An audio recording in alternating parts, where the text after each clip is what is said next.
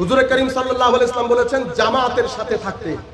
তো জামাত আপনাদেরকে বলছিলাম, তখন হুযায়ফা ইবনুল ইয়ামান বলছেন, ইয়া রাসূলুল্লাহ, আমার যদি বুঝে না আসে কোনটা বড় দল। বিশ্বাস করেন, আমি যখন এই প্রশ্নটা পড়ি, হুযায়ফা ইবনুল ইয়ামানের এই কথাটা পড়ি, আমার বর্তমান আমাদের চিত্র মাথায় আসে। আমার পরবর্তী প্রজন্ম যাদের বয়স বর্তমানে 5 বছর, তারা যখন 15 বছরের হবে, আল্লাহর কসম করে বলছি, তারা বুঝতে পারবে না কে বড় কে ছোট।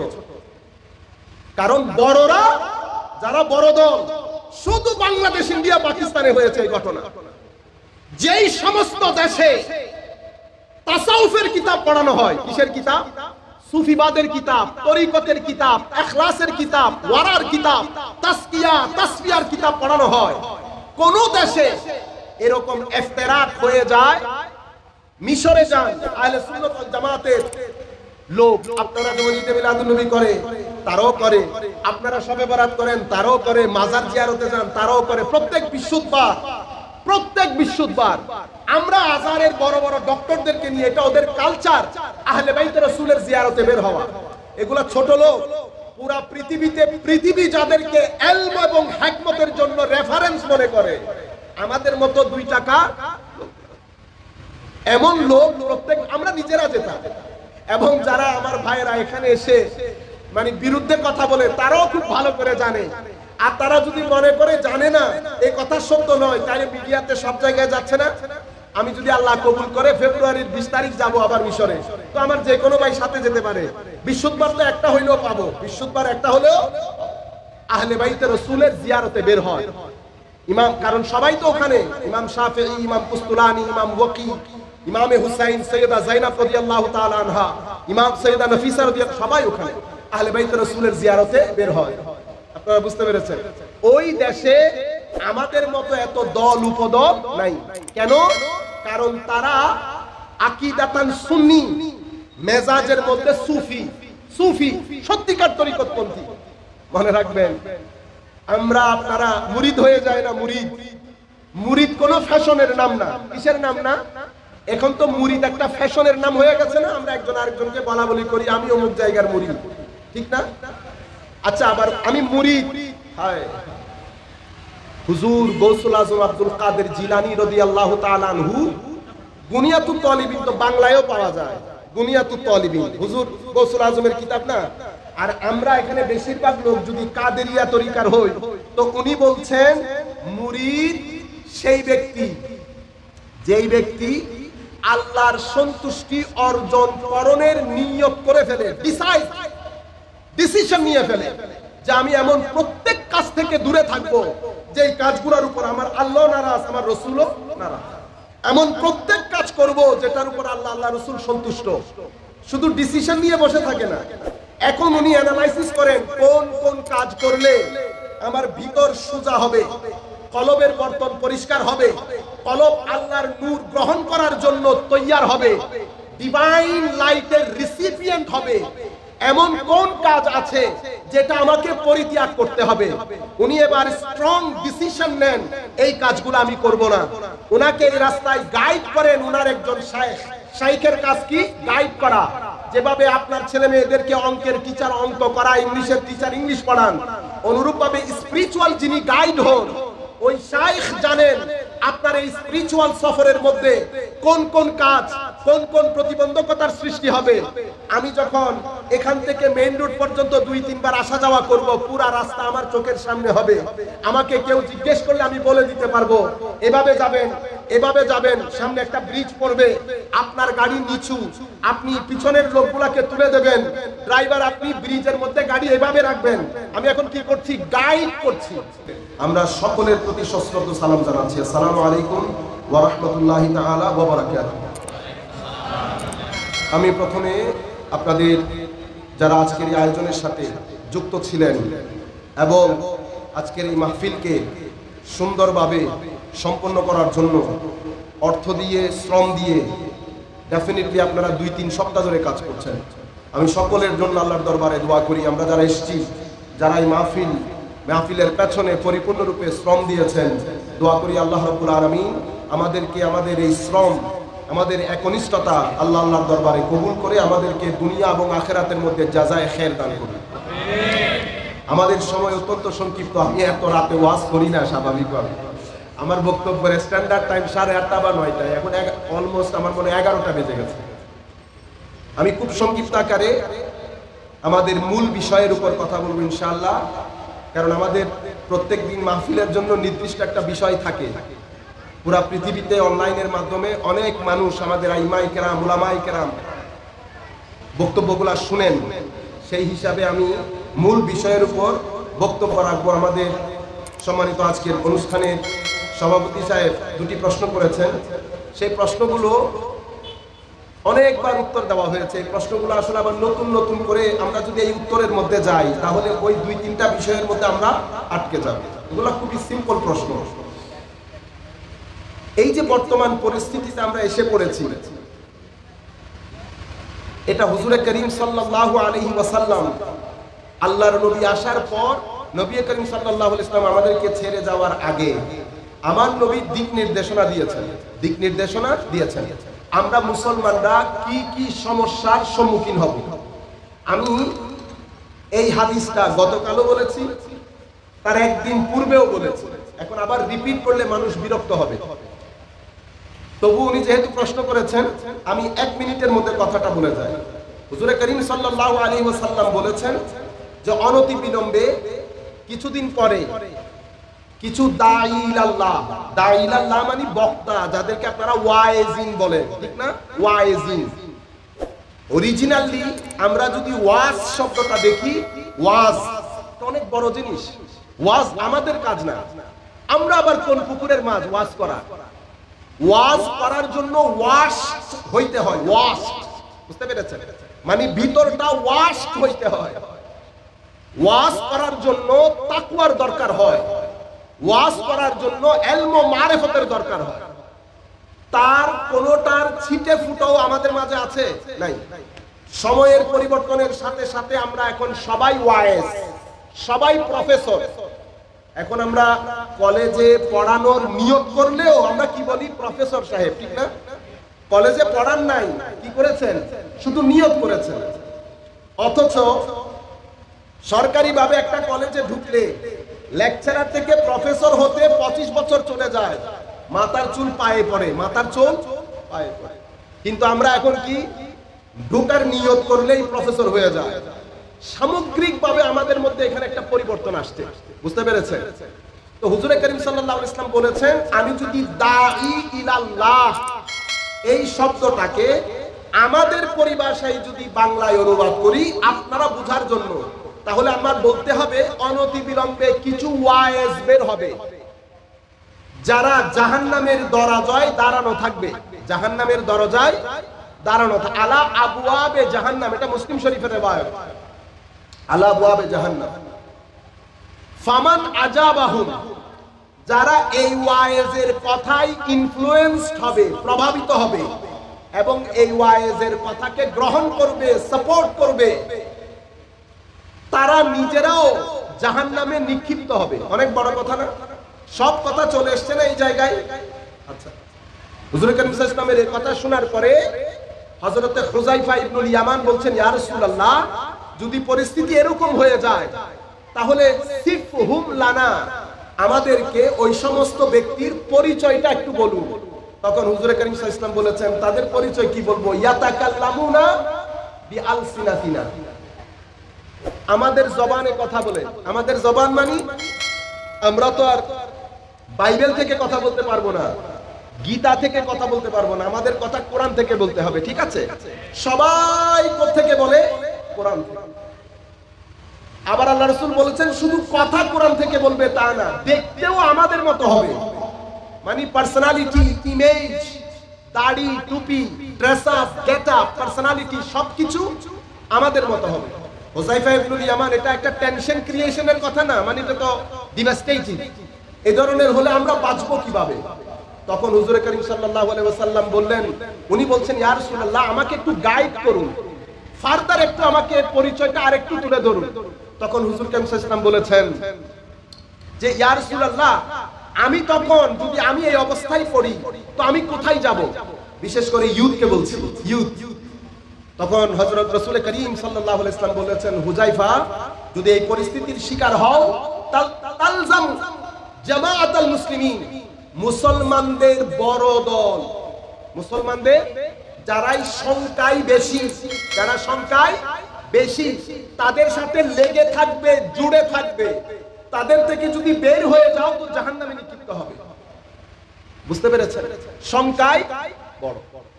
হযরত হুযায়ফা আবার বলছেন, ইয়া রাসূলুল্লাহ, আমার যদি বুঝে না আসে কারা সংখ্যায় বড়, কারণ যারা সংখ্যায় বড় তাদের ভিতর যদি শয়তান ভর করে, তারা যদি একজন আরেকজনের চেহারা দেখি দেখি বন্ধ করে দেয়, একজন ডান দিকে একজন বাম দিকে, তারা যদি পরস্পরের মধ্যে ফতোয়া চালাচালি করে, তারা যদি একজন আরেকজনের দাওয়াত না দেয়, দাওয়াতে না যায়, কথাবার্তা বন্ধ করে ফতোয়ার চালাচালি করে, তখন আমি যদি বুঝতে না পারি, পরিস্থিতি এখন সৃষ্টি হয়েছে না, আমরা একই দল, একই আকীদার লোক, আমাদের মধ্যে এখন ইউথ কোথায় যাবে একবার আমরা চিন্তা করে দেখেছি।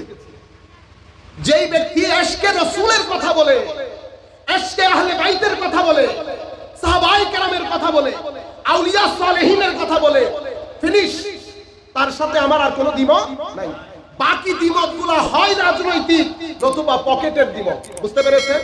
কিন্তু রাজনৈতিক আর পকেটের দ্বিমত যদি আমি বলি, আমার পেছনে লোক আসবে, তো আমাকে কিসের দ্বিমত বলতে হয়? না, কোরআন সুন্নাহ। কি ঘুরে ফিরে আমি কোথায় আনি? কোরআন সুন্নাহর উপর ফেলবো, অথচ ঘটনা কিন্তু কোরআন সুন্নাহতে না। আমি আপনাদেরকে কয়টা জিনিস বললাম? 4টা জিনিস। হুজুর করিম সাল্লাল্লাহু আলাইহি ওয়াসাল্লামের ইশক ও মুহাব্বত, আহলে বাইত রাসূলের ইশক ও মুহাব্বত, সাহাবায়ে কেরামের ইশক ও মুহাব্বত, আউলিয়া সালেহিনের নিসবত, এই 4টা জিনিস যদি আপনার উপর থাকে, আপনি আমার মাথার উপর। আপনি rickshaw driver, taxi driver, doesn't matter for me, আপনি আমার মাথার উপর। এই তিনটার কোন একটাকে বাদ দিয়েছেন, যেই ব্যক্তি আউলিয়া সালেহিনের নিসবত বাদ দিয়ে দিয়েছে, সে টেকনিক খাটাচ্ছে। কি খাটাচ্ছে? টেকনিক।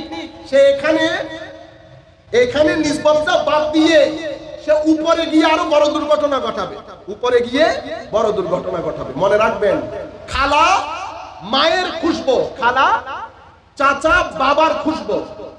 খালা, আমরা খালার গাড়িতে গিয়ে মায়ের গন্ধ পাই না, বাবার বাড়িতে গিয়ে চাচার বাড়িতে গিয়ে বাবার গন্ধ পাই। অনুরূপ পাবে বেলায়েত, নবুয়তের সুগন্ধি। কেউ যদি নবুয়তকে বুঝতে চায়, নবুয়তের হাইট মাপতে চায়, মাপা কি সম্ভব? সম্ভব না।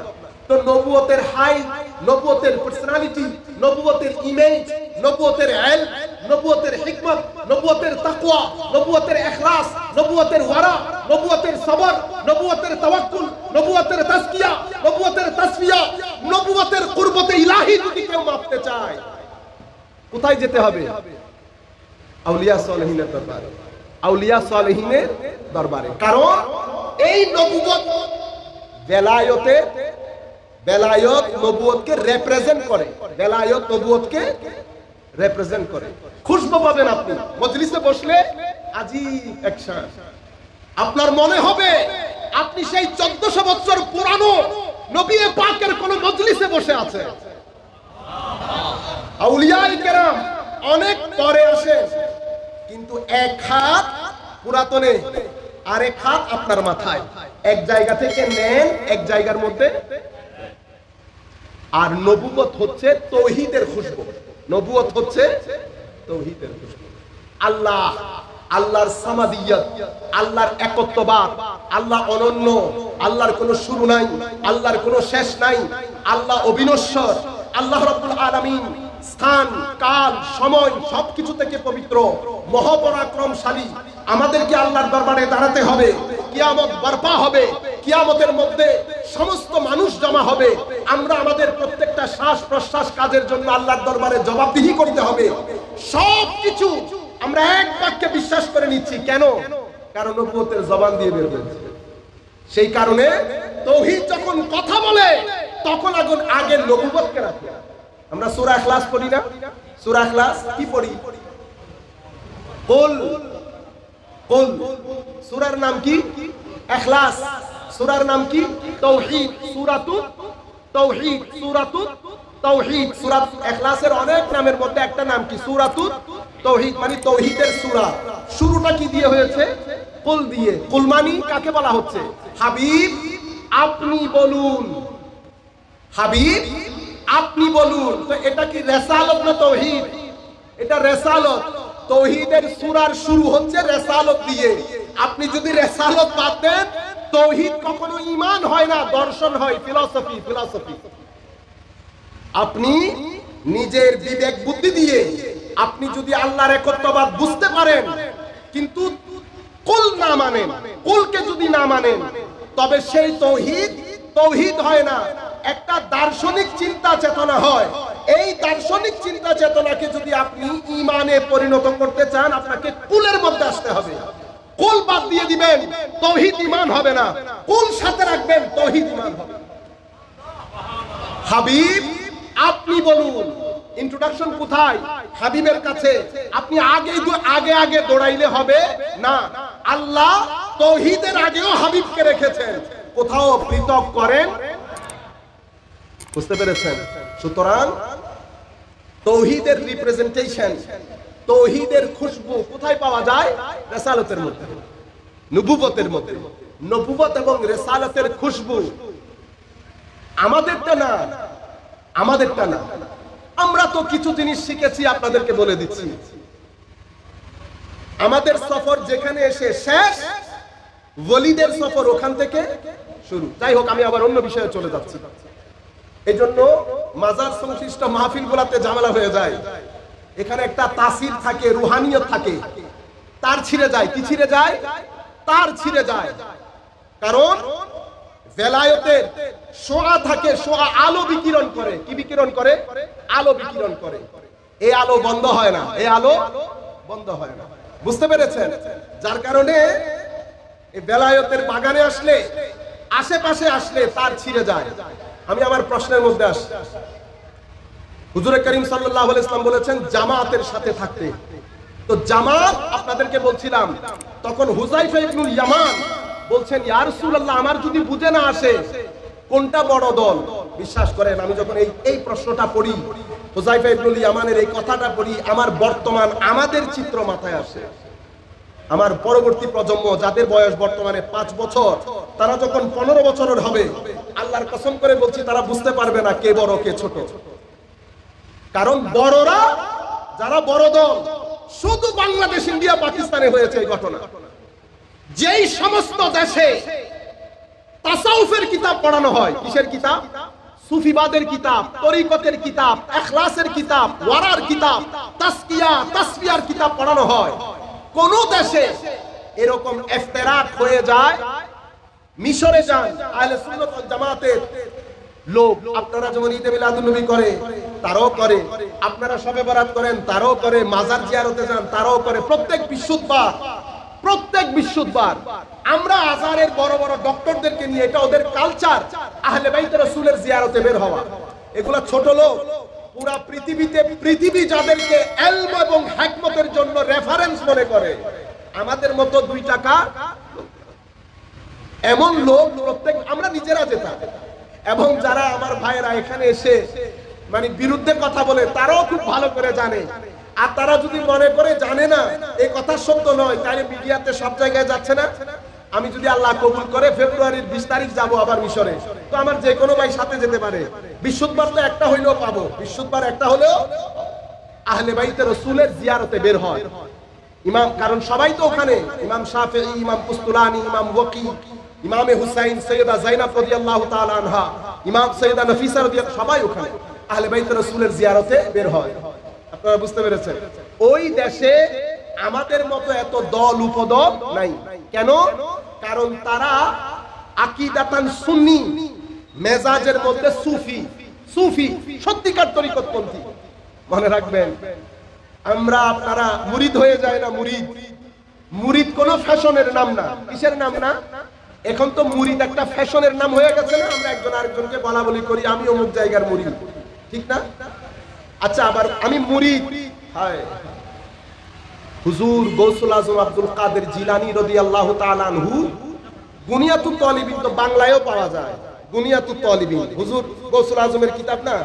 আর আমরা এখানে বেশিরভাগ লোক যদি কাদেরিয়া তরিকার হই, তো উনি বলছেন মুরিদ সেই ব্যক্তি, যেই ব্যক্তি আল্লাহর সন্তুষ্টি অর্জন করণের নিয়ত করে ফেলে, ডিসাইড ডিসিশন নিয়ে ফেলে যে আমি এমন প্রত্যেক কাজ থেকে দূরে থাকবো যে কাজগুলোর উপর আমার আল্লাহ নারাজ, আমার রসুলও নারাজ। এমন প্রত্যেক কাজ করব যেটার উপর আল্লাহ, আল্লাহ রসুল সন্তুষ্ট। শুধু ডিসিশন নিয়ে বসে থাকে না, এখন উনি অ্যানালাইসিস করেন কোন কোন কাজ করলে আমার ভিতর সোজা হবে, কলবের বর্তন পরিষ্কার হবে, কলব আল্লাহর নূর গ্রহণ করার জন্য তৈয়ার হবে, ডিভাইন লাইটের রিসিপিয়েন্ট হবে। এমন কোন কাজ আছে যেটা আমাকে পরিত্যাগ করতে হবে। উনি এবার স্ট্রং ডিসিশন নেন, এই কাজগুলো আমি করব না। উনাকে এই রাস্তায় গাইড করেন উনার একজন শাইখ। শাইখের কাজ কি? গাইড করা। যেভাবে আপনার ছেলে মেয়েদেরকে অঙ্কের টিচার অঙ্ক করা, ইংলিশের টিচার ইংলিশ পড়ান, অনুরূপভাবে স্পিরিচুয়াল যিনি গাইড হন, ওই শাইখ জানেন আপনার এই স্পিরিচুয়াল সফরের মধ্যে কোন কোন কাজ, কোন কোন প্রতিবন্ধকতার সৃষ্টি হবে। আমি যখন এখান থেকে মেইন রোড পর্যন্ত 2-3 বার আসা যাওয়া করব, পুরা রাস্তা আমার চোখের সামনে হবে। আমাকে কেউ জিজ্ঞেস করলে আমি বলে দিতে পারবো এভাবে যাবেন, এভাবে যাবেন, সামনে একটা ব্রিজ পড়বে, আপনার গাড়ি নিচু, আপনি পিছনের লোকগুলাকে তুলে দেবেন, ড্রাইভার আপনি ব্রিজের মধ্যে গাড়ি এভাবে রাখবেন। আমি এখন কি করছি? গাইড করছি, কারণ রাস্তা সম্পর্কে আমার খুব ভালো করে জানা আছে।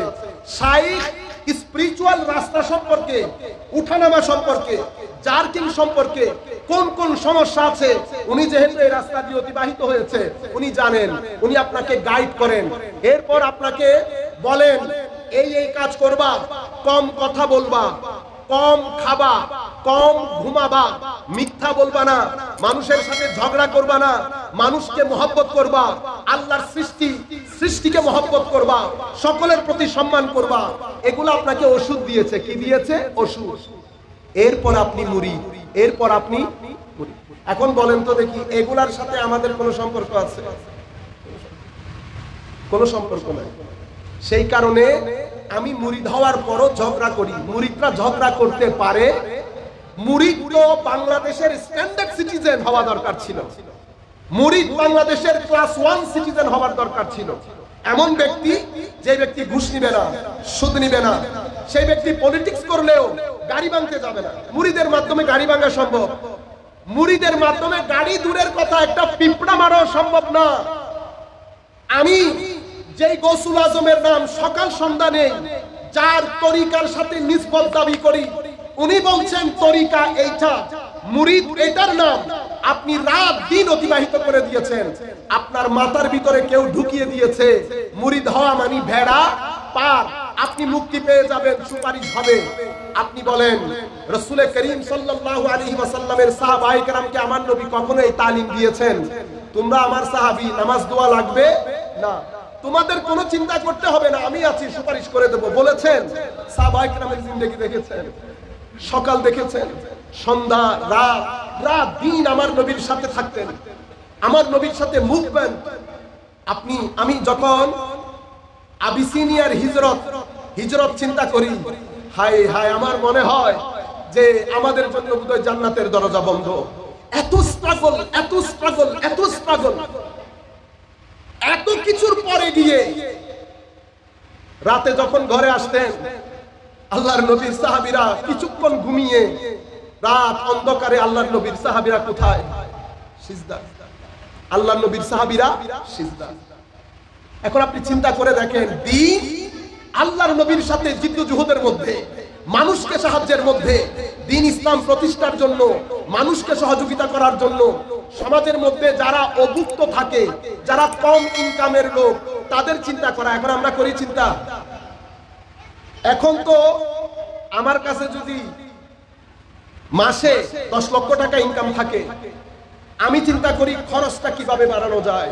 আমাদের চিন্তা চেতনার মধ্যে কাফেরানা চিন্তা চেতনা হয়ে গেছে, ম্যাটেরিয়ালিস্টিক চিন্তা চেতনা হয়ে গেছে। আমাদের চিন্তা চেতনা হবে ওয়েলফেয়ার ভিত্তিক।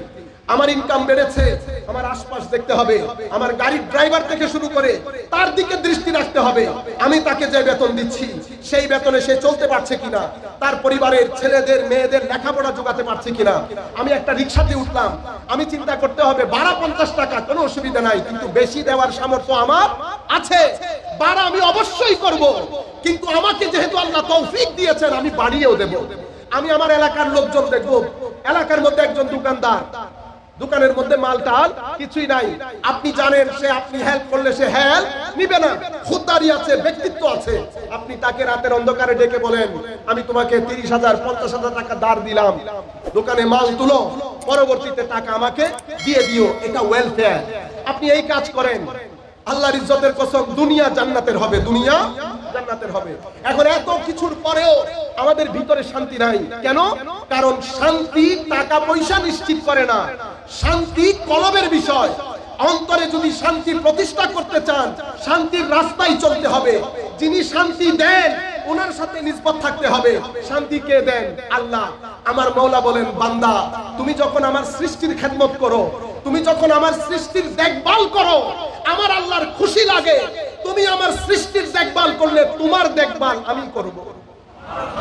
সেই কারণে হাদিসে পাকের মধ্যে রাসূল করিম সাল্লাল্লাহু আলাইহি ওয়াসাল্লাম বলেছেন, আত-তুজারু মারজুক, আত-তুজারু মারজুক।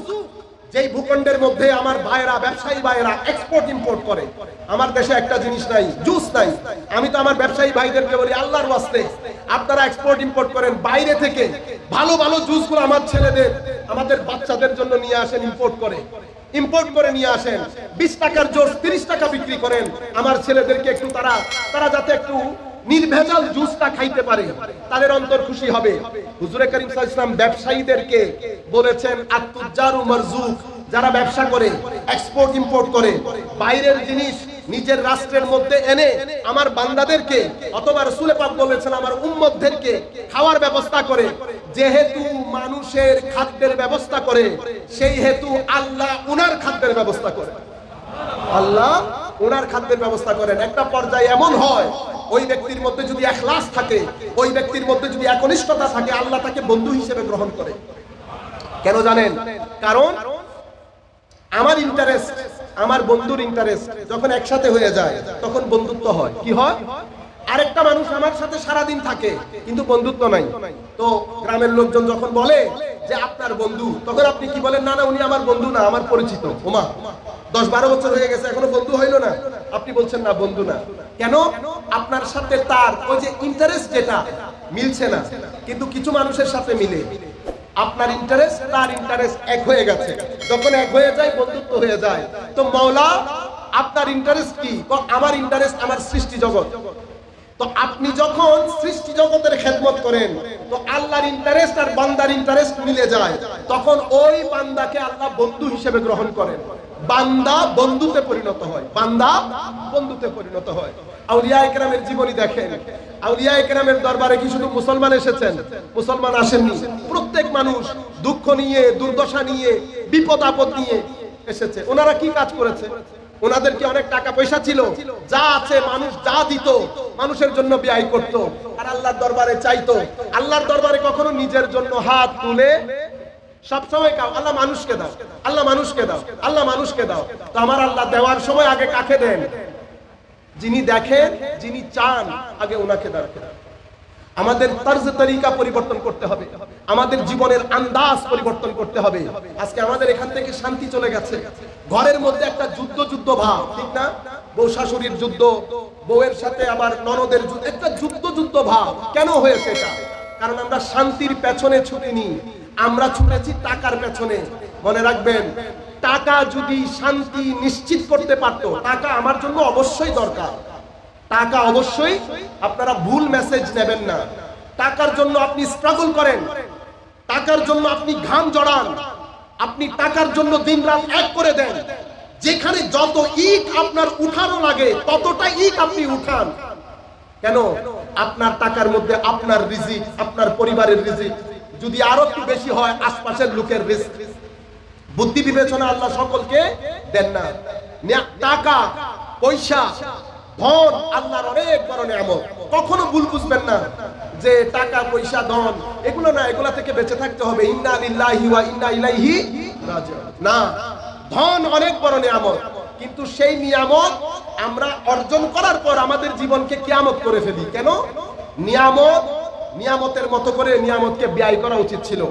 আপনারা দেখেন 30-40 বছর আগে চট্টগ্রাম শহরে যারা সওদাগর ছিলেন, এক একজন সওদাগর কত বড় বড় আল্লাহওয়ালা ছিলেন। মানুষ কিভাবে সম্মান করত, আপনি তাদের স্ট্যান্ডার্ড দেখেন, তাদের পার্সোনালিটি দেখেন, তাদের ওয়েট দেখেন কেমন ছিল চট্টগ্রাম শহরের সওদাগর। আজকের সওদাগর, আজকে তো সবাই আমরা সওদাগর না, সবাই সওদাগর। এখন তো কলেজ ইউনিভার্সিটি পাস করার পরে আপনি কাউকে সওদাগর বললে মাইন্ড করেন। সওদাগর বলেছেন, বিজনেসম্যান বলবেন। কি বলবেন? বিজনেসম্যান। বিজনেসম্যান বলতে যে কথা, সওদাগর তো একই কথা। সওদাগর বাংলাতে, এটার ইংলিশ হচ্ছে বিজনেসম্যান। এখন আমরা মনে করি বিজনেসম্যানের মধ্যে কি একটা ওয়েট আছে যেটা সওদাগরের মধ্যে নাই। সওদাগর মানে সওদাগর, সওদাগর, এখান থেকে আমরা ওইটাকে সওদাগর বলি। কথা কিন্তু নড়ে চড়ে একই। তো আমি বলতে চাচ্ছিলাম ওই বিষয়টা পরিবর্তন হয়ে গেছে। কেন? কারণ আগের যুগের সওদাগর, আপনি দেখেন না, এতিমখানা কার? ওনার। এতিমখানা কার? ওনার। লঙ্গর কার? ওনার। অমুক জিনিস উনি দিয়েছেন, মাদ্রাসা উনি দিয়েছেন, স্কুলে উনি দিয়েছেন, হসপিটালে উনি দিয়েছেন। চট্টগ্রাম শহরের হসপিটাল, ঠিক না? আমাদের চট্টগ্রামে অনেক বড় বড় লোক না। আমাদের উচিত আমরা সরকারের দিকে তাকাই থাকলে হবে। সরকারের দিকে কেন? আমরা নিজেরাও করতে পারি না অনেক কিছু। বার্ন ইউনিটের মধ্যে, চট্টগ্রাম শহরের বার্ন ইউনিটের মধ্যে দীর্ঘদিন পর্যন্ত এয়ার কন্ডিশন ছিল না। চিন্তা করে দেখেন তো, এই গরমের মধ্যে যদি এয়ার কন্ডিশন না থাকে, যারা বার্ন রোগী জ্বলে গেছে তাদের অবস্থা কি হয়েছে? এখন এই কারণে আল্লাহ সমাজ থেকে বরকত উঠিয়ে নেন, জমিন থেকে উর্বরতা উঠিয়ে নেন, মানুষ থেকে শান্তি উঠিয়ে নেন। আপনি এগুলো আবার ফেরত পাইতে চাইলে আপনাকে ওই নবী করিম সাল্লাল্লাহু আলাইহি ওয়াসাল্লামের দেখানো পথ, আল্লাহর দেখানো পথ, কোরআনের দেখানো পথ, আউলিয়া সালেহিনের দেখানো পথ দিয়ে আপনাকে অতিক্রম করতে হবে। শুধু নিসবত দাবি করলে হবে। জামাত কাকে ধরে রাখতে বলেছে? জামাতকে।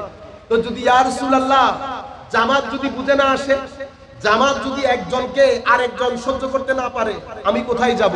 আমার নবী বলেছেন কারোর সাথে যাওয়ার কোনো দরকার নাই। ফাতাজিল তিলকাল ফিরাক কুল্লাহা, সমস্ত ফেরকাকে গুড বাই দিয়ে দাও। কি দিয়ে দাও? Good bye. ঘরে অবস্থান করো, ঘরে ঘরে।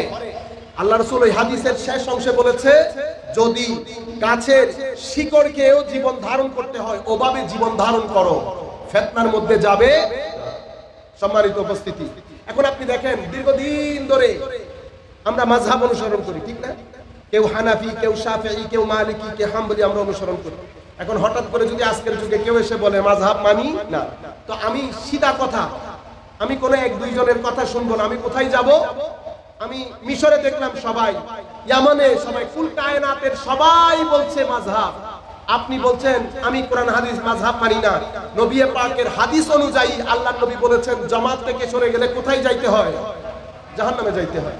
জামাত থেকে কেন?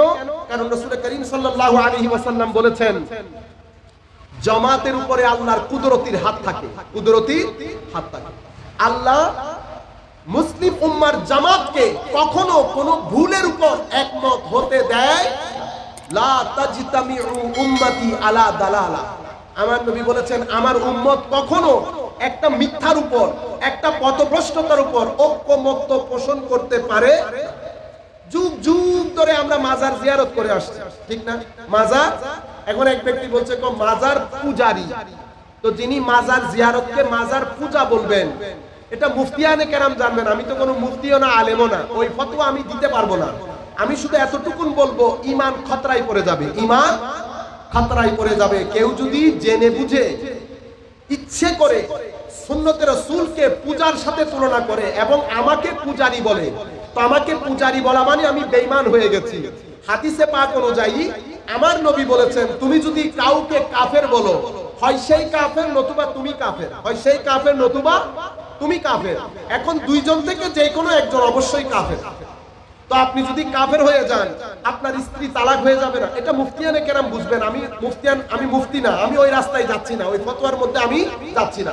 কিন্তু আমি আপনাকে একটা জায়গা দেখাচ্ছি, আপনি যখন ইজিলি বলে দিচ্ছেন, স্পেশালি অনলাইন থেকে যারা শুনছেন, আপনারা বুঝতে হবে, you have to understand and you have to listen very carefully that আপনি যখন কাফের বললেন, রাসূলের পাক হাদিসে পাকের মধ্যে বলেছেন বলনে ওয়ালা এবং যাকে বলা হয়েছে দুইজন থেকে যে কোনো একজন কাফের হবে। যদি যাকে বলেছেন সে এক্স্যাক্টলি কাফের না হয়ে থাকে, তাহলে আপনি নিজে কাফের হয়ে যাবেন আরেকজনকে কাফের বলার কারণে।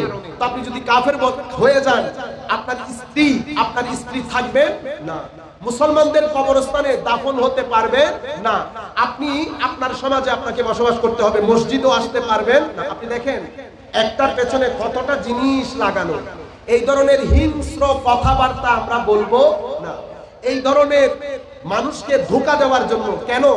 আমি আপনার সামনে চ্যালেঞ্জগুলো বুঝতে হবে।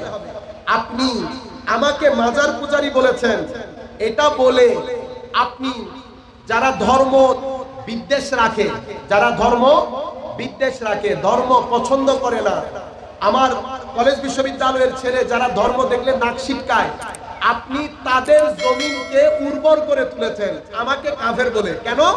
তারা বলার সুযোগ পেয়ে যাবে যে এই মৌলবীদের কাজ দেখো, শুধু ফতোয়াবাজি করে একজন আরেকজনকে কাফের বলে, এরা সভ্য সমাজে থাকার উপযুক্ত না। ধর্ম মানে হচ্ছে বিভেদ সৃষ্টি করা, ধর্ম মানে হচ্ছে বিদ্বেষ সৃষ্টি করা। আসলে কি তাই? আসলে কি তাই? আপনি করেছেন কি? আমাকে শুধু কাফের বলেছেন, মাজার পূজারী বলেছেন, বেদাতি বলেছেন। আপনি মনে করছেন আপনি আপনার জ্বালা মিটিয়েছেন। আপনার জ্বালা নিশ্চয়ই মিটে গেছে, কিন্তু আপনি হুরমতে দ্বীন ধ্বংস করে দিয়েছেন। হুরমতে নববী সাল্লাল্লাহু আলাইহি ওয়াসাল্লামকে প্রশ্নবিদ্ধ করেছেন, দ্বীনে ইসলামকে বদনাম করেছেন। কেন? আপনি তাদেরকে একটা প্ল্যাটফর্ম দিয়ে দিয়েছেন দ্বীনকে বদনাম করার জন্য। বুঝতে পেরেছেন আপনারা? কাজেই এই সমস্ত কাজ থেকে আমাদেরকে মুক্ত থাকতে হবে। আর আমাদের যারা নতুন প্রজন্ম আছেন তাদেরকে বলছি, যুগ যুগ ধরে আপনারা যেটা দেখে দেখে আসছেন, যুগ যুগ ধরে যেটা হয়ে হয়ে আসছে, মনে রাখবেন এল বাড়ছে না, এল কমে যাচ্ছে। এল যদি বাড়তো, আজকে যদি ইমাম হাশমি রহমতুল্লাহি আলাইহির জামানা হতো, তো আমার মতো জাহেল কুরকো এই সোফাতে বসার সুযোগ পাইতো। আমাদের যারা মুরব্বী শ্রেণীর আছে, যাদের বয়স 60-70 বছর, ওনারা ওনাদের জীবনে যত বড় বড় আলেম দেখেছেন, ওই সমস্ত আলেম যদি বর্তমানে বেঁচে থাকতেন, আমাদের মতো মূর্খরা স্টেজে বসতে পারতো না। তো বলেছে যখন একটা সময় আসবে যখন জ্ঞানীদের মাথার উপর উঠে মূর্খরা নাচানাচি করবে, যেটা আমরা করছি বর্তমানে। হাদিসে পাকের মধ্যে হুজুর আকরাম সাল্লাল্লাহু আলাইহি ওয়াসাল্লাম ইরশাদ করেছেন, তো আল্লাহ, সম্মানিত যুব সমাজ, আল্লাহ জমিন থেকে আলেমদের সিনা থেকে ছিনিয়ে উঠিয়ে নিয়ে যাবেন না। তো কিভাবে নিয়ে যাবেন? তো বড় আলেম দুনিয়া থেকে উঠাই নেবেন, ওনার সাথে আল্লাহ এলমকে জামানা থেকে উঠিয়ে ফেলবেন। এটা শুধু কোরআন হাদিসের ক্ষেত্রে না, আপনাদের আশেপাশে প্রাইমারি স্কুল আছে না? আজ থেকে 30 বছর আগে প্রাইমারি স্কুলের যিনি হেডমাস্টার ছিলেন, ওই হেডমাস্টার আর আজকের যুগের হেডমাস্টার কি এক লেভেলের? আজকে থেকে 30 বছর আগে আমাদের মসজিদের যারা ইমাম হতেন, তাদের তাকওয়া পরহেজগারি আর ইলম, বর্তমান যুগের ইমামদের তাকওয়া পরহেজগারি আর ইলম এক জিনিস। আজ থেকে 30 বছর আগে যারা স্টেজে ওয়াজ করতে আসতেন, হায় হায়, তাদের ওয়াজ, তাদের তাকরীর, তাদের তাকওয়া, তাদের ইলম, তাদের হিকমত আমাদের সাথে যায়, আমাদের সাথে কোন দিক দিয়ে যায়? আপনারা আমাকে ইংল্যান্ডে এক ভদ্রলোক জিজ্ঞেস করতেছেন,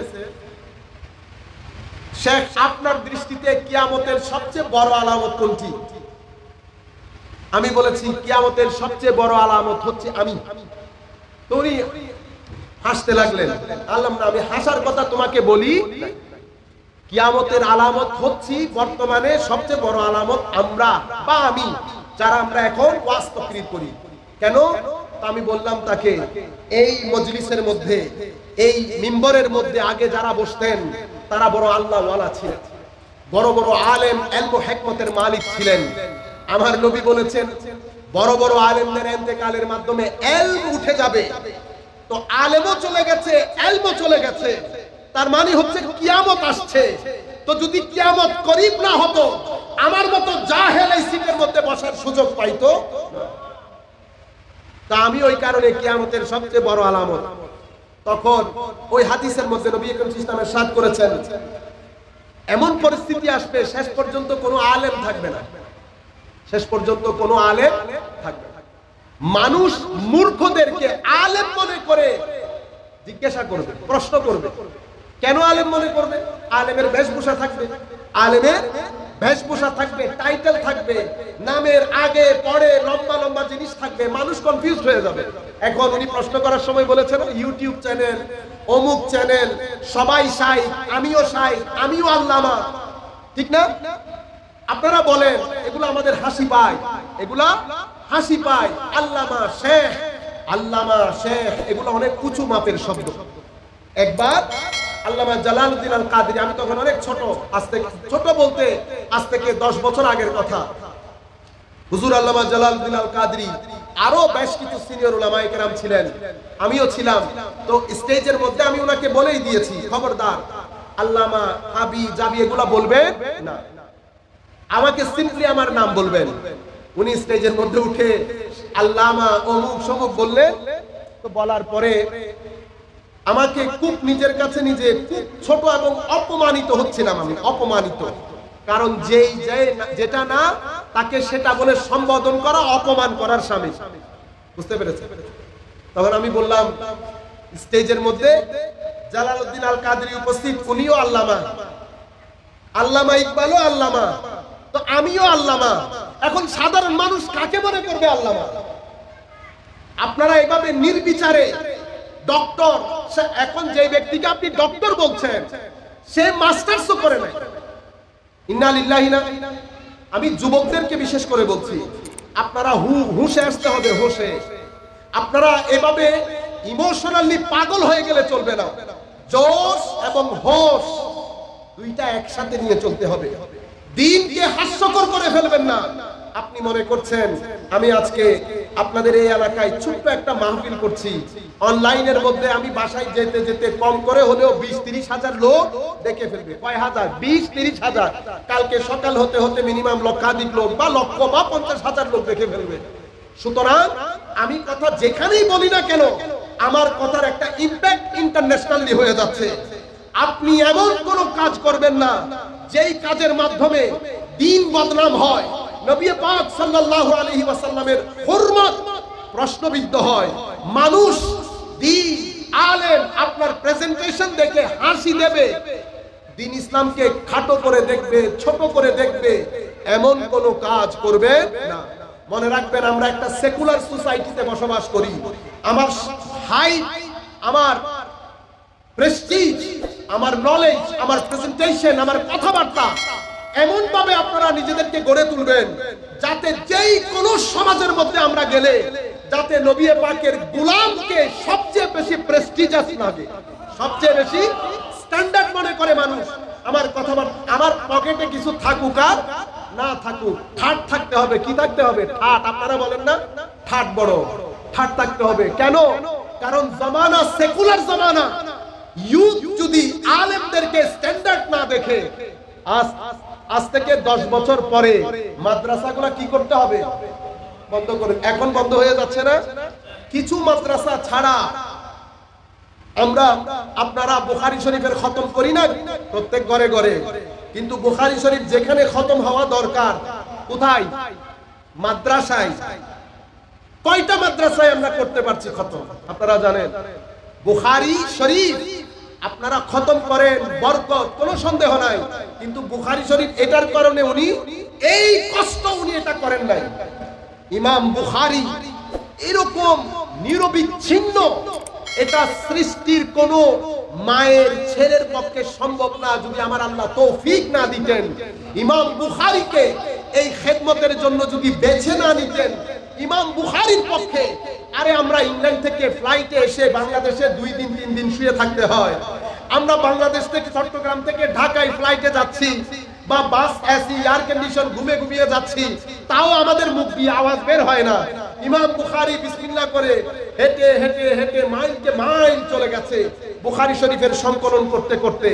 আমাদেরকে বরকতের জন্য, শুধুই বরকতের জন্য পড়তে দেন নাই, এটা থেকে ইলম হাসিল করার জন্য, এটা থেকে শরীয়তের মাসলা মাসাইল পরবর্তী প্রজন্মের কাছে পৌঁছে দেওয়ার জন্য। প্রায় মাদ্রাসার মধ্যে খতম আমরা করতে পারছি না। মাদ্রাসা বন্ধ হয়ে যাওয়ার জোগাড় হচ্ছে, সময় পরিবর্তন হচ্ছে। আমরা হাস্যকর কাজ করব না, আমরা এমন কোন কাজ করব না। বিশেষ করে ইউথকে বলছি, ইউথকে আপনারা, ফর এক্সাম্পল আরেকটা কথা বলি আপনাদেরকে, আমি জানি না আপনারা কে কি মনে করছেন, আমার মনে আসছে আমি আপনাদেরকে বলে দিচ্ছি। ধরেন আপনারা 2-4 জন আমাকে আনতে গেলেন, আপনারা আগে পেছনে এতগুলো মোটরসাইকেল নিয়ে যাওয়ার কোনো দরকার নাই। রাস্তাঘাটে মানুষ ডিস্টার্বড হয়, রোগী থাকতে পারে, পাশের বাড়িতে মুরব্বী থাকতে পারে, হার্টের রোগী থাকতে পারে, বাচ্চা ঘুমাতে পারে। আপনারা এগুলো সব মাথায় রাখতে হবে। কেন? কারণ এই বিষয়গুলা যখন মিডিয়াতে যায়, কাটা ছেঁড়া করে আপনি ঘুমাতে যাওয়ার আগে বাংলাদেশের ঘরে ঘরে, পৃথিবীর বাংলা ভাষাভাষী ঘরে ঘরে চলে গেছে। কেউ হাসছে, কেউ উপহাস করছে। দ্বীন ইসলাম স্রষ্টার সৃষ্টির মধ্যে আজকের দিন পর্যন্ত পশ্চিমা বিশ্ব স্থবিত হয়ে গেছে, স্থমিত। পশ্চিমা বিশ্বের কাছে দ্বিতীয় কোনো অপশন নাই। টাকা পয়সা, গাড়ি বাড়ি। আমাদের ইউথদেরকে জিজ্ঞেস করেন, আমেরিকা স্বপ্নের দেশ, ইংল্যান্ড স্বপ্নের দেশ, ঠিক কিনা? অবশ্যই স্বপ্নের দেশ। সিস্টেম আছে, সুখ নাই। কি নাই? সুখ নাই। কারণ সুখ বড় দালালের মধ্যে থাকে না, সুখ গাড়ির মধ্যে থাকে না, সুখ অন্তরে থাকে, অন্তরে। আফ্রিকার জঙ্গলে আমার এক ভাই ছোট একটা ঝুপড়ির মধ্যে থাকে, সুখ আছে, শান্তি আছে। কিন্তু আপনি যে জায়গায় যাচ্ছেন সব কিছু পাবেন, শান্তির কোনো দেখা নাই। মানুষ অধিক হারে সুইসাইড করে সমাজের মধ্যে। আচ্ছা, সুখে থাকলে কি পরিবার ভাঙে? তাইলে পরিবারের ভাঙন, এটা সবচেয়ে বড় আলামত হচ্ছে আপনার সমাজ শান্তিতে নাই। তাহলে টাকা পয়সা এত কিছুর পরেও পরিবার ভেঙে যাচ্ছে, সন্তান সন্ততি মা বাবাকে মানছে না। একটু বড় হওয়ার পরে তার রাস্তায় সে বাবা 90 বছর, মা 80 বছর ঘরের ভিতরে বসে আছে। দিন আসছে, রাত যাচ্ছে, রাত আসছে, দিন যাচ্ছে, কবরের জন্য প্রহর গুনছে। আপনি পারবেন? আপনার অন্তর সহ্য হবে? আমার মা বাবা একটা ঘরের মধ্যে পড়ে আছে, আমি 1 সপ্তাহ পরে গিয়ে মা বাবাকে দেখব। আমি 2-3টা কাজের লোক রেখেছি, তারা দেখুক। আপনি পারবেন? আমাদের ওয়েস্টার্ন কান্ট্রির লোকদের এটাই জীবন, এটাই সততা আছে, ন্যায় পরায়ণতা আছে, গণতন্ত্র আছে। এগুলা থাকার কারণে এখনো পর্যন্ত বেঁচে আছে। কিন্তু তারা একটা জিনিস বুঝে গেছে, ধর্ম ছাড়া, দিন ছাড়া মানব জীবনে শান্তি আসে। কেন জানেন? ধর্ম কম্পিটিশনের কথা বলে না, কোঅপারেশনের কথা বলে, সহযোগিতা। ধর্ম কি বলে? সহযোগিতার কথা বলে, প্রতিযোগিতার কথা ধর্ম বলে। ধর্ম এক হয়ে থাকতে বলে। ধর্ম একজন আরেকজনের সাথে সংঘাতের তালিম দেন। ধর্ম মোহাব্বতের কথা বলে। সেই জন্য ধর্ম যখন বলে তখন বলে আমরা, ধর্ম আমি বলে না। আর যখন আমরা আমি হয়ে যাবে, সহযোগিতা প্রতিযোগিতায় পরিণত হবে, তখন আপনার সমাজে সুখ থাকবে না। আর আমরা সহযোগিতা, এগুলা ধর্ম শিক্ষা দেয়, অন্য কোনো কিছুই না। সেই কারণে ধর্ম বাদ দিয়ে আপনার বিল্ডিং বড় হবে, আপনার গাড়ি ছিল না গাড়ি হবে, কিন্তু আপনার অন্তরে সুখ থাকবে, সুখ থাকবে না। কারণ আপনার টেনশন বেড়ে যাবে, স্ট্রেস লেভেল হাই হয়ে যাবে। যার কারণে প্রথম যেটা অ্যাটাক হবে সেটা সুগার। সুগার হয়ে গেলে আর কোনো কিছুর দরকার নাই। সুগার হয়ে গেলে আর কোনো কিছুর দরকার পড়ে। সম্মানিত উপস্থিতি, আমি সেই জন্য বলেছি কোনো প্রশ্ন করলে ঝামেলা তার ছিঁড়ে যায়। আমার বক্তব্য ছিল যে আয়াতটা আমি আপনাদের জন্য পড়েছিলাম, সেই আয়াতটার আলোকে ঈদে মিলাদুন নবী সম্পর্কে হাদিসের আলোকে, কোরআনের আলোকে, গতকালকে যেহেতু আমির ভান্ডার বলেছিলাম, তো আজকে আমার ইচ্ছে ছিল হাদিসের আলোকে আমি 2-1টি কথা আপনাদেরকে বলবো। কিন্তু যেহেতু সময় হয়ে গেছে, সেই হেতু আমি শুধুমাত্র আপনাদেরকে,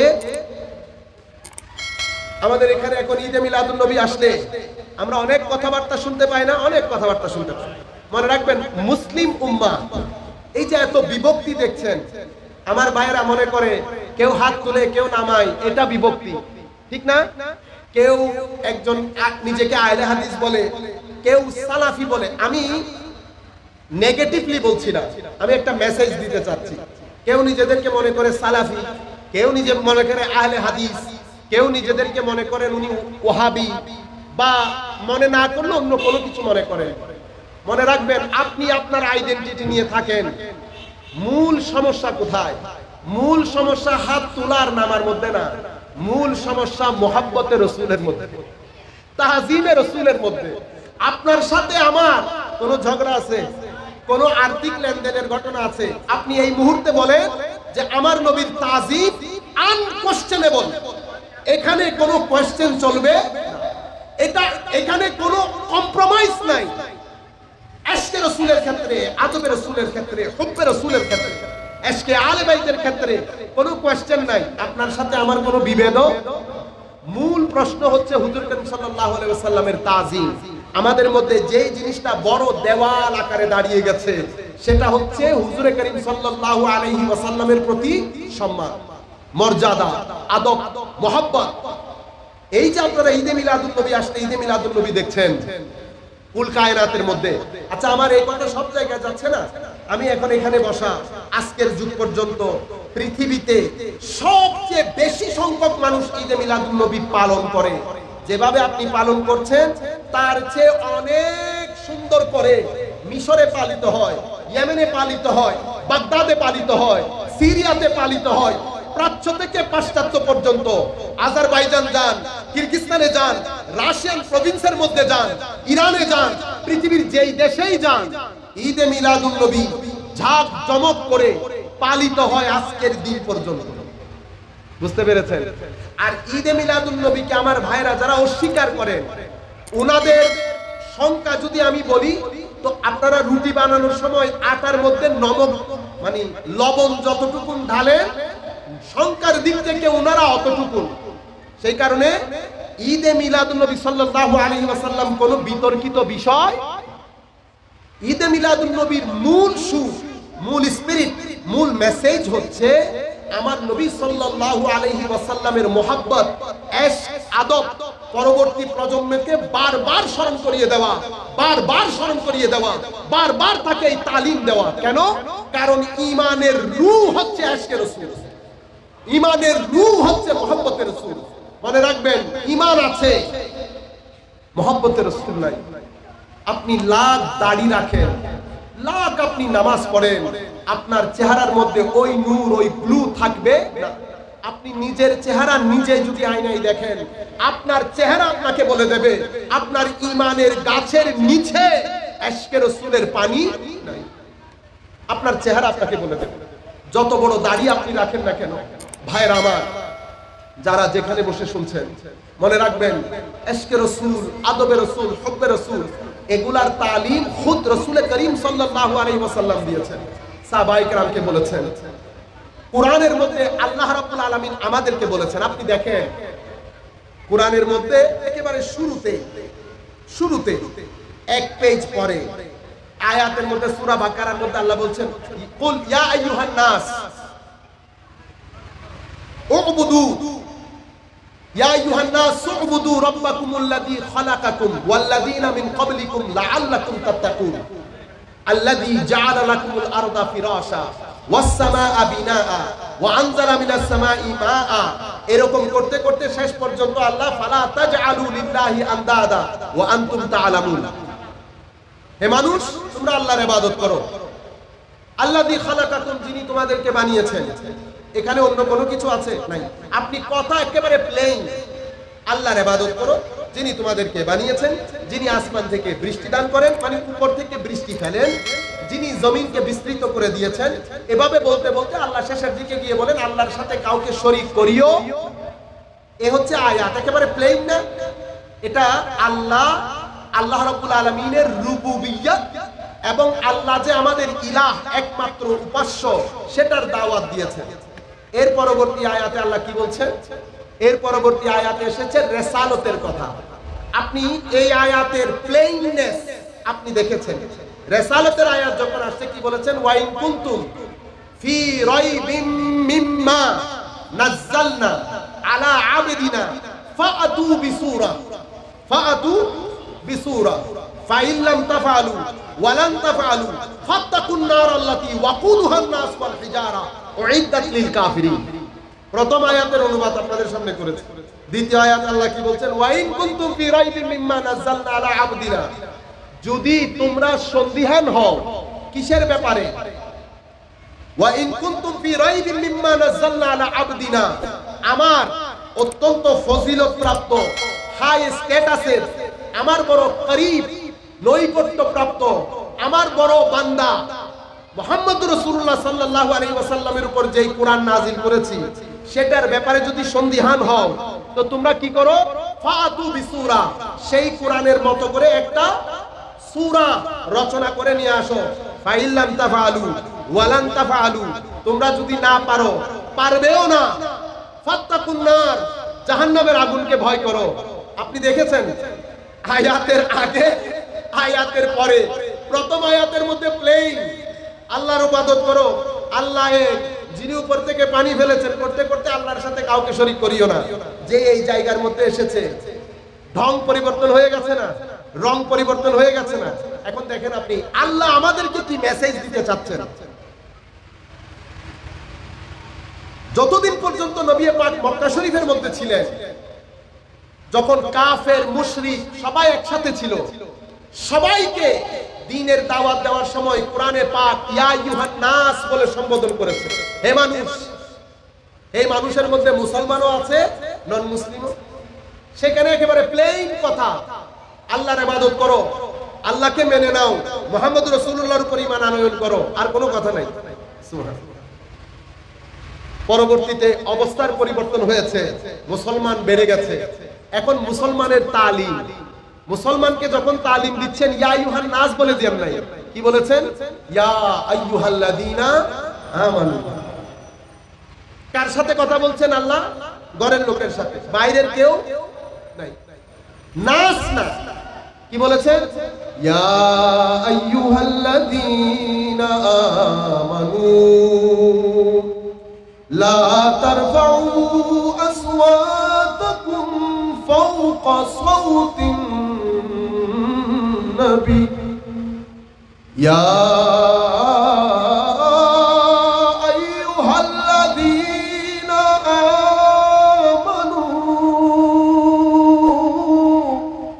লা তারফাউ আসওয়াতাকুম ফাওকা সাওতিন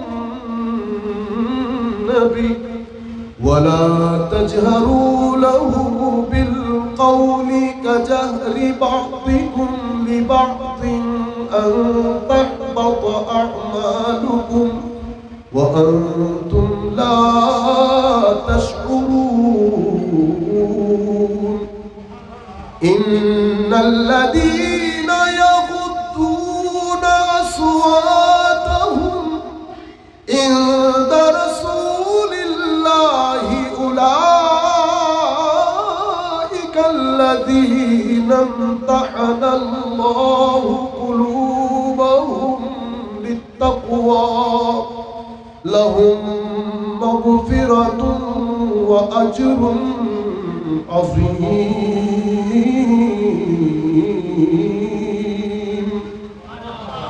وأجر عظيم ورزق كريم أجر عظيم।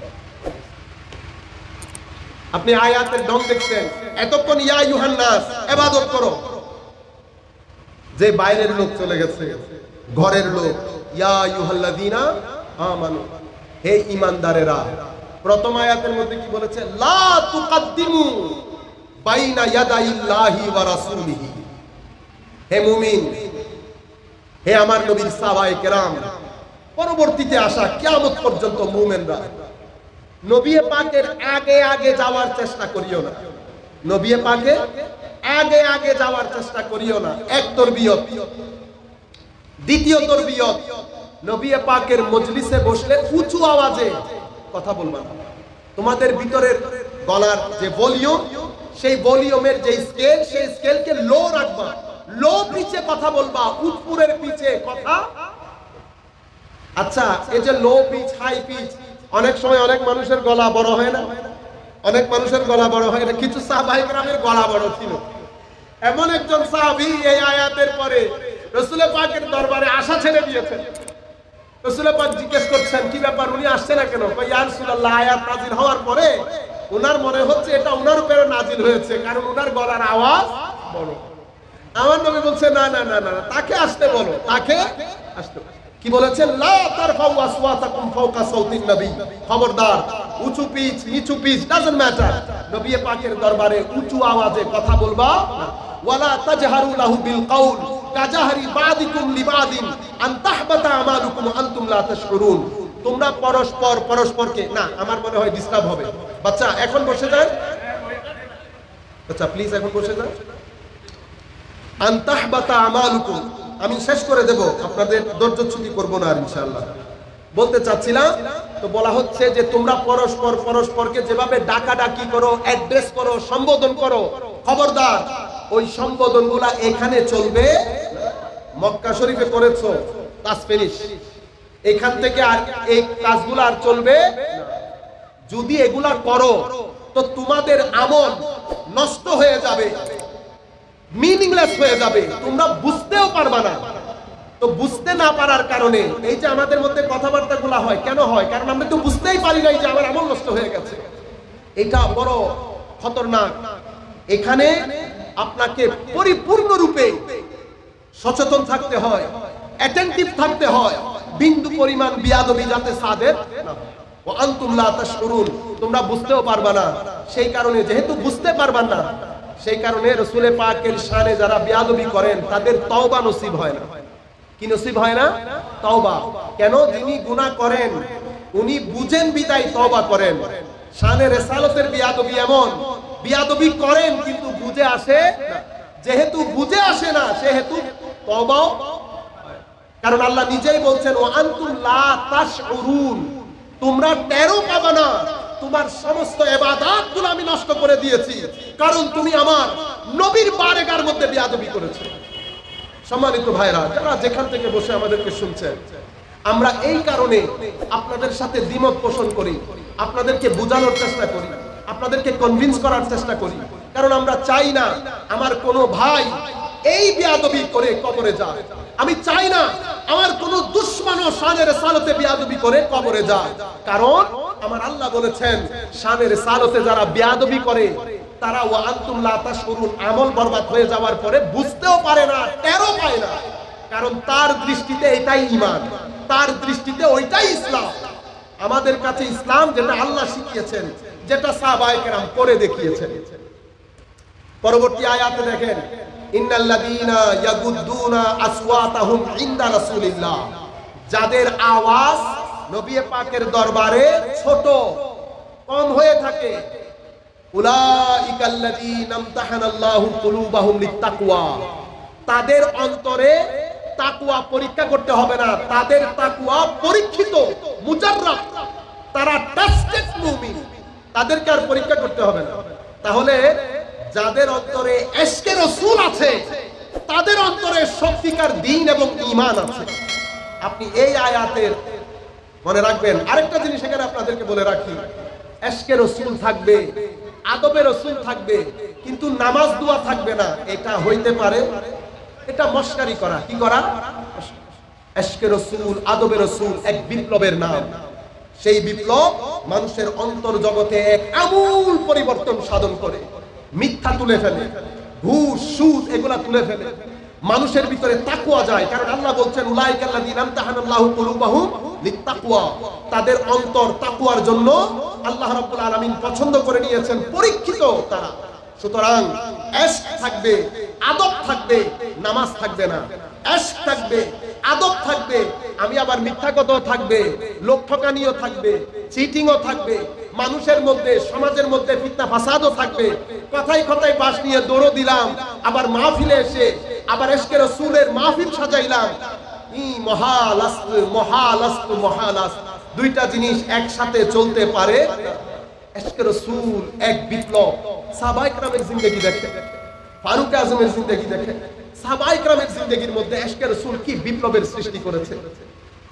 একদিকে মুহাব্বত দেখাতে গিয়ে আমার নবীর চুল মুবারক নিয়ে হাতে আর বুকে লাগাতেন। হাদিসে পাকের মধ্যে আসছে যিনি আমার নবীর চুল কাটতেন, হাল্লাক হযরত আনাস বিন মালিক বলছেন, রাআইতু রাসূলুল্লাহ সাল্লাল্লাহু আলাইহি ওয়াসাল্লাম ওয়াল হাল্লাকু ইয়াহলিকুহু, আমি রাসূল পাকের চুল কাটতে দেখেছি হাল্লাক। তো আমি দেখেছি ফাআতাফা বিহি আসহাবুহু, সাহাবায়ে কেরাম চতুর্দিকে তাওয়াফ করতেন নবী পাকের কি নেওয়ার জন্য? চুল মুবারকগুলো নিয়ে ফেলার জন্য। বুখারী শরীফের হাদিসের মধ্যে এসেছে, এগুলো সব বুখারী মুসলিম শরীফের হাদিস।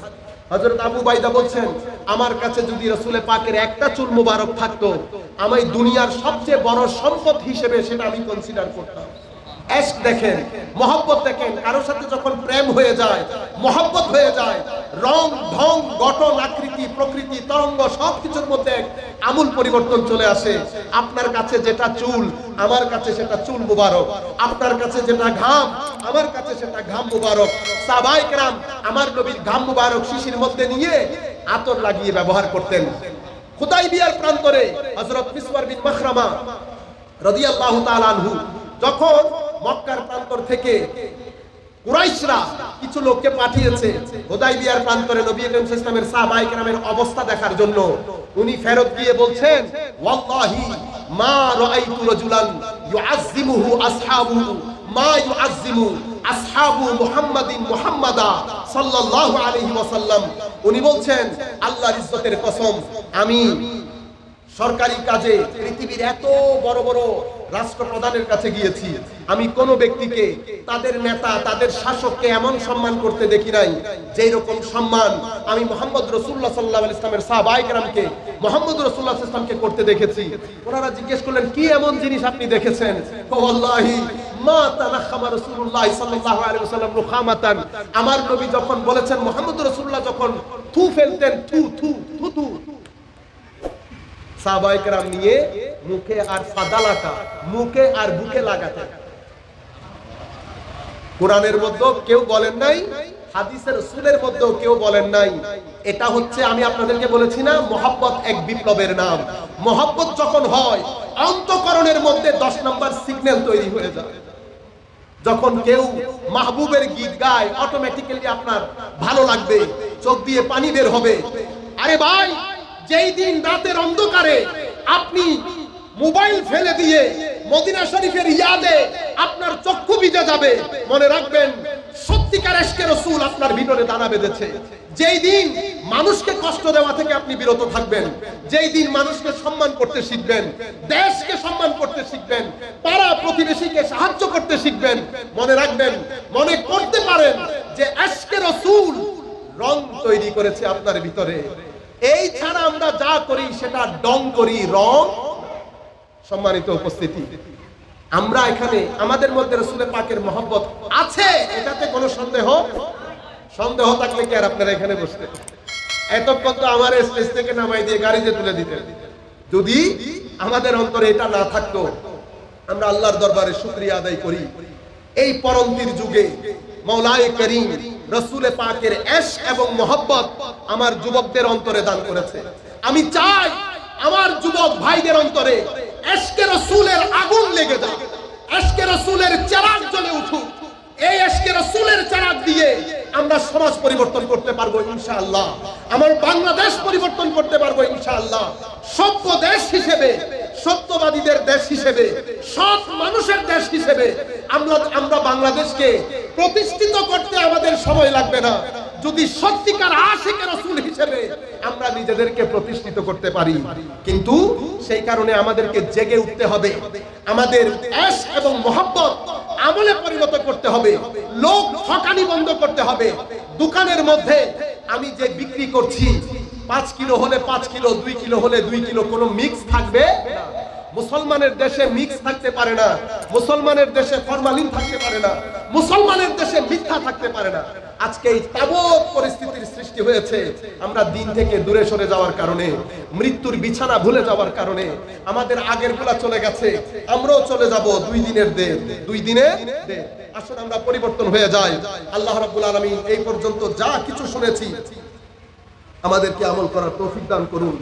মাওলায়ে করিম আমাদের যুবক ভাইদের অন্তরে সত্যিকার অর্থে ইশকে রাসূল আল্লাহ দান করুন। আমি আপনাদের সকলের কৃতজ্ঞতা প্রকাশ করছি। এই গরমের মৌসুমে আপনারা এতক্ষণ বসে শুনেছেন, পরীক্ষা আপনারা আমার চেয়ে বেশি দিয়েছেন। আল্লাহ রাব্বুল আলামিন আপনাদের এই ত্যাগ আল্লাহ কবুল করুন। এর জন্য আমাদের সকলকে আল্লাহ দুনিয়া আখিরাতে জাযায়ে খায়ের দান করুন। ওয়া মা আলাইনা ইল্লাল বালাগুল মুবিন। ওয়াসসালামু আলাইকুম ওয়া রাহমাতুল্লাহ। অনলাইনে যারা যেখানে বসে আমাকে দেখছেন, আমি আপনাদের কাছে ক্ষমা চেয়ে নিচ্ছি। আমাদের যে মূল বিষয় ছিল সেই মূল বিষয়ে আমরা কথা বলতে পারি নাই। একটা প্রশ্নের উদ্রেক হওয়াতে ওই প্রশ্নতে গিয়ে আমরা আমাদের লাইনচ্যুত হয়ে গেছি। ইনশাআল্লাহ কালকে থেকে ধারাবাহিকভাবে আমরা আমাদের মূল বিষয়ে কথা বলবো ইনশাআল্লাহ। আসসালামু আলাইকুম ওয়া রাহমাতুল্লাহ।